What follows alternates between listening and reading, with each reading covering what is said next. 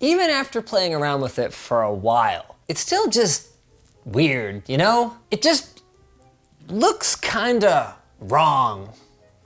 But there's no denying it. The argument about whether this thing is a computer or not is over. With the Magic Keyboard and Trackpad, Apple's iPad Pro is, for better or for worse, a laptop, leaving only one question behind. Is it a good laptop?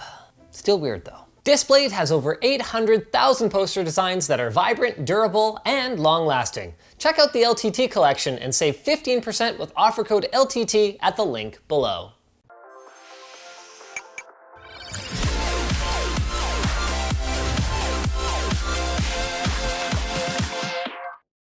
At first glance, you'd be forgiven for thinking that the Magic Keyboard case is an incremental upgrade over its predecessor, the iPad Smart Keyboard Folio. It's got the same polyurethane exterior and color palette, and it attaches to the iPad Pro with super strong magnets. But the two keyboards are in entirely different categories. For one, look at the range of motion on this puppy. It is leagues beyond the two static positions of the Keyboard Folio, improving ergonomics in almost any situation. Our one complaint here is that it would have been nice for it to be able to go a bit further back. But I understand that that's hard because the iPad Pro is pretty heavy for a laptop display, which is why, as Riley pointed out on Short Circuit, the Magic Keyboard actually weighs slightly more than the iPad Pro to prevent the whole assembly from being comically unable to stand upright. Another big improvement is the built-in USB-C port. Now, it doesn't carry data, but it's kind of magical to be able to charge the iPad Pro through the Keyboard Smart Connector without having a cord dangle from the tablet's own USB-C port. Of course, even the most magic keyboard still has to be a good keyboard. And good news, because it is.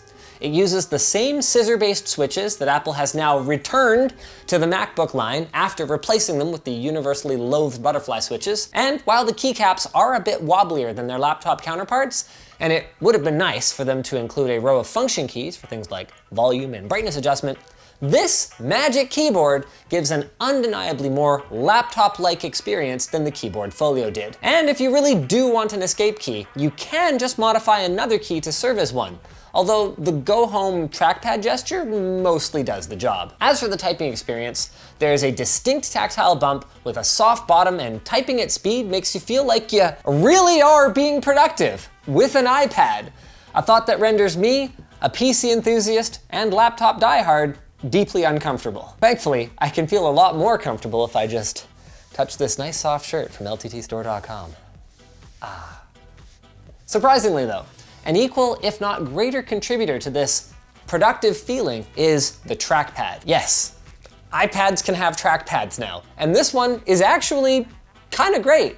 I mean, don't get me wrong, it is tiny, but if Microsoft can get away with using the same tiny trackpad on every Surface Pro ever, I think I can accept that there simply wasn't enough room to make this one any bigger without other compromises. It's got a smooth glass top layer, just like MacBook trackpads, and does not use a diving board mechanism, so it's actually clickable everywhere on its surface. And because it's so small, yet feels so smooth, we actually ended up leaving trackpad inertia on in the settings.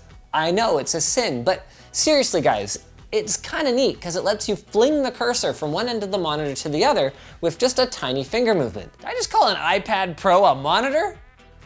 What is happening right now? Okay, now we've already talked about the way that regular mouse support works in iPadOS, but the trackpad has a number of multi-finger gestures that completely change the game for using the iPad on a desk. Obviously, two-finger scrolling is here, along with two-finger tap to right-click, although that doesn't work on everything in iPadOS. In fact, nothing works on everything in iPadOS. It's not very cohesive. But you can also use two-finger swipe in browsers to go forward and back, and two-finger swipe down from the home screen to bring up Spotlight Search. The big navigation gestures involve three-finger swipes though.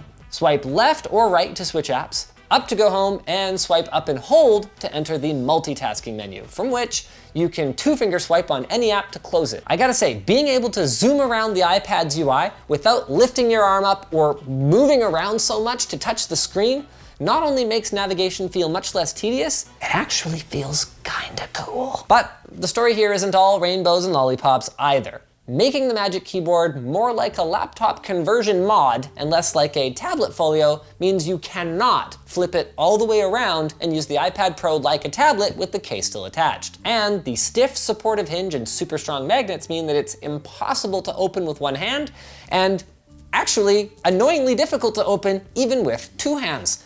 Here's one.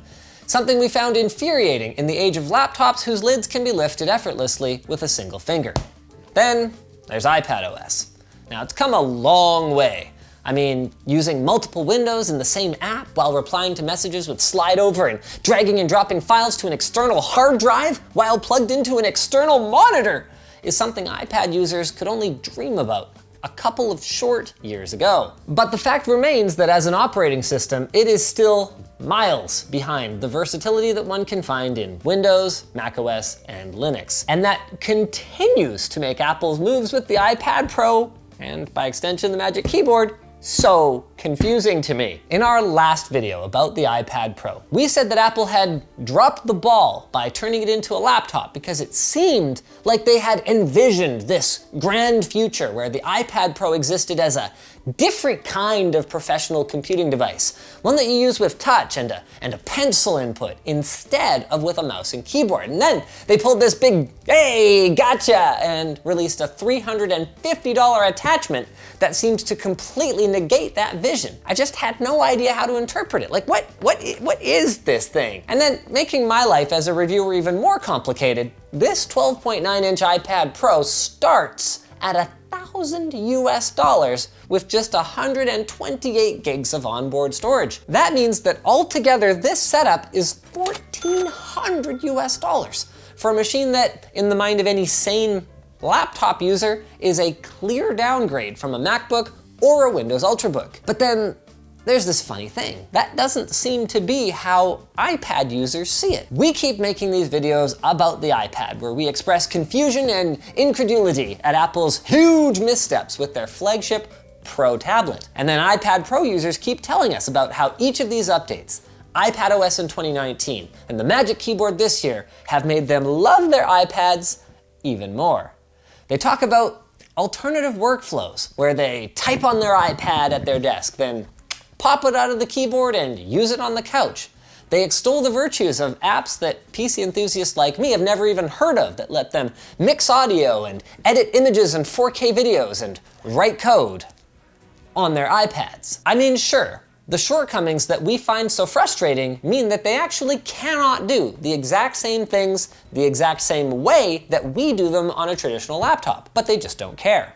It seems like that different way of using this separate Pro category device is still alive and well, but rather than an either or, it's more of a both and. Use the iPad Pro as a touch and pencil device. Use it as a keyboard and trackpad device. It works pretty well either way, mostly. As I alluded to before, iPadOS has a long way to go before the kind of uninterrupted, magically smooth UI experience that you get in Apple's apps extends to the whole ecosystem. But even with that in mind, after this review, I think I'll be looking at the iPad Pro's future with less confusion and more skeptical interest, with a really light wallet. Speaking of light wallet, have you checked out our sponsor? They wouldn't mind lightening your wallet, but not much. Private Internet Access is an affordable VPN that won't protect your credit cards or your password or your identity. It's just one tool in your toolbox for online privacy. It masks your IP and encrypts traffic to and from your devices. Combine it with private browsing tools and you can make even savvy websites think that you are somewhere else. They've got reliable service with over 3,000 servers in more than 30 countries. It's fully configurable, and you can try it risk-free with their 30-day money-back guarantee. They've got clients for Windows, macOS, Android, iOS, and Linux, by extension, iPadOS. And you can connect up to 5 devices at once with a single account. So go check it out. If you guys enjoyed this video, maybe check out our recent video on, the MacBook Air. It's a good MacBook Air. Go watch it.